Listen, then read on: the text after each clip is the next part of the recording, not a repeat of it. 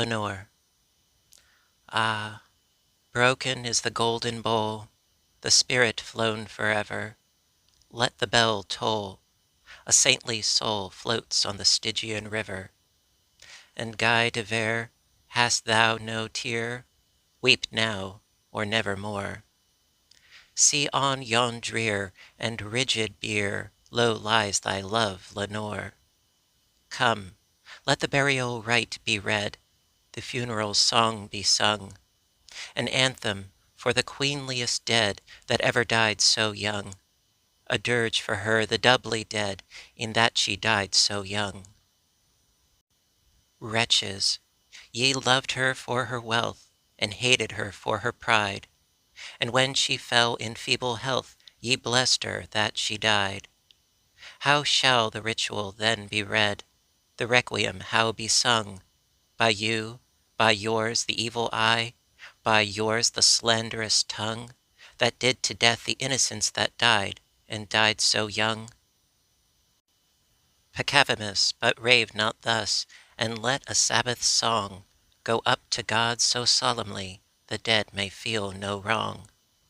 The sweet Lenore hath gone before, with hope that flew beside, leaving thee wild for the dear child that should have been thy bride.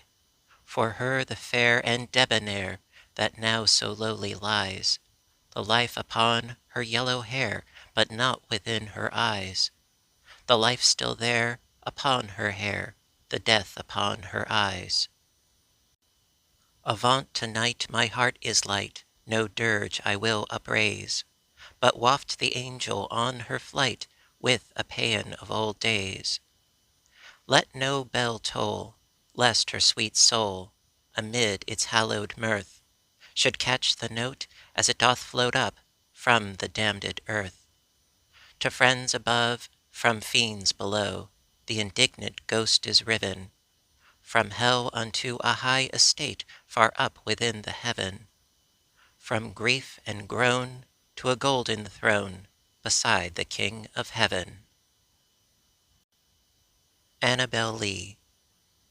It was many and many a year ago, in a kingdom by the sea, that a maiden there lived whom you may know by the name of Annabel Lee.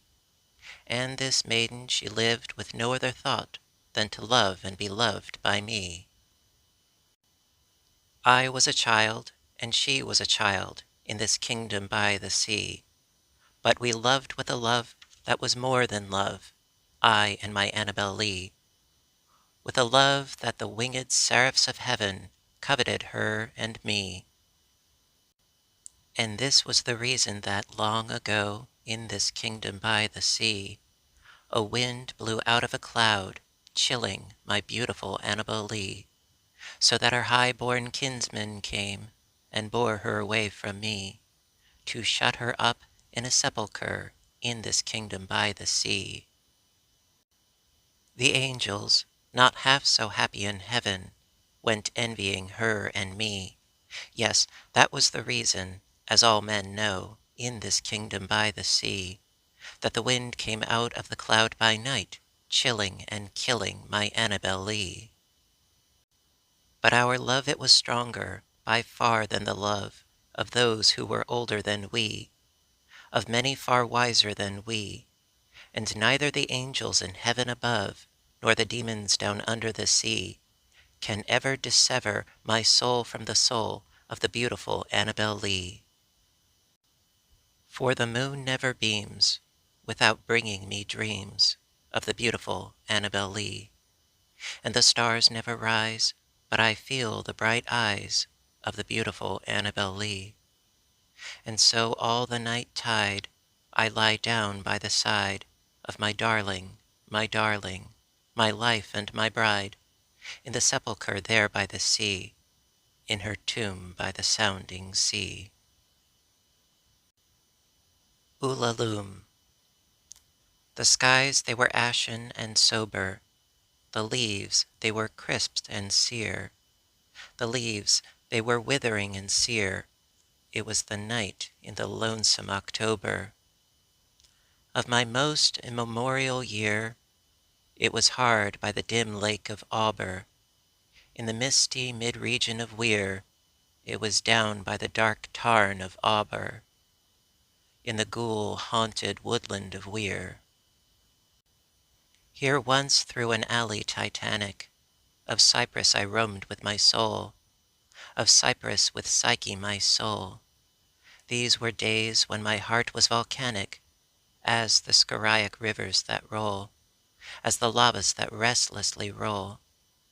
There are sulphurous currents down Yannick, in the ultimate climbs of the pole, that groan as they roll down Mount Yannick, in the realms of the boreal pole. Our talk had been serious and sober, but our thoughts, they were palsied and sere. Our memories were treacherous and sere, for we knew not the month was October, and we marked not the night of the year. Ah, the night of all nights of the year, we noted not the dim lake of Auber, though once we had journeyed down here, remembered not the dank tarn of Auber, nor the ghoul-haunted woodland of Weir. And now as the night was senescent, and the star-dials pointed to morn, as the star-dials hinted of morn, at the end of our path a liquescent and nebulous lustre was born, out of which a miraculous crescent arose with a duplicate horn, Astarte's bediamonded crescent, distinct with its duplicate horn. And I said, she is warmer than Dian, she rolls through an ether of sighs, she revels in a region of sighs.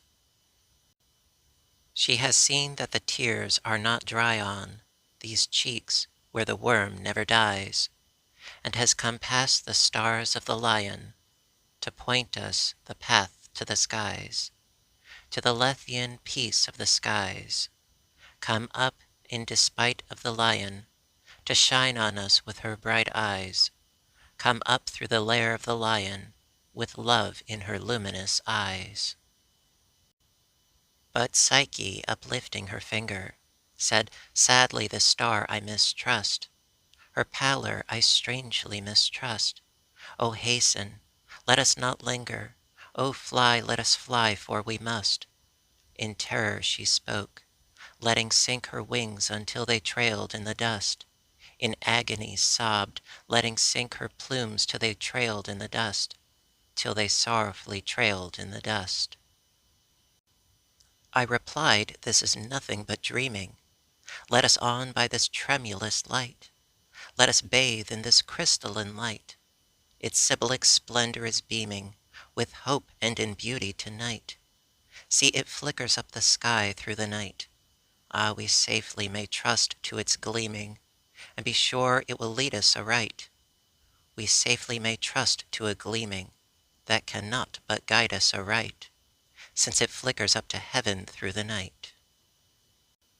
Thus I pacified Psyche and kissed her, and tempted her out of her gloom, and conquered her scruples and gloom, and we passed to the end of the vista, but were stopped by the door of a tomb, by the door of a legended tomb. And I said, what is written, sweet sister, on the door of this legended tomb? She replied, Ulalume, Ulalume, 'tis the vault of thy lost Ulalume. Then my heart it grew ashen and sober, as the leaves that were crisped and sere, as the leaves that were withering and sere. And I cried, it was surely October, on this very night of last year, that I journeyed down here, that I brought a dread burden down here. On this night of all nights in the year, ah, what demon has tempted me here? Well I know now this dim lake of Auber, this misty mid-region of Weir. Well I know now this dank tarn of Auber, this ghoul-haunted woodland of Weir. The Haunted Palace. In the greenest of our valleys, by good angels tenanted, once a fair and stately palace, radiant palace reared its head. In the monarch Thought's dominion it stood there, Never seraph spread a pinion over fabric half so fair. Banners yellow, glorious golden, on its roof did float and flow. All this was in the olden time long ago. And every gentle air that dallied in that sweet day, along the ramparts plumed and pallid, a winged odor went away. Wanderers in that happy valley, through two luminous windows saw spirits moving musically to a lute's well-tuned law. Round about a throne where sitting, Porphyrogene, in state his glory well befitting, the ruler of the realm was seen. And all with pearl and ruby glowing was the fair palace door, through which came flowing, flowing, flowing, and sparkling evermore, a troop of echoes whose sweet duty was but to sing, in voices of surpassing beauty, the wit and wisdom of their king. But evil things in robes of sorrow assailed the monarch's high estate. Ah, let us mourn, for never morrow shall dawn upon him desolate, and round about his home the glory that blushed and bloomed is but a dim remembered story of the old time entombed. And travelers now within that valley through the red litten windows see vast forms that move fantastically to a discordant melody, while like a ghastly rapid river through the pale door a hideous throng rush out forever and laugh but smile no more.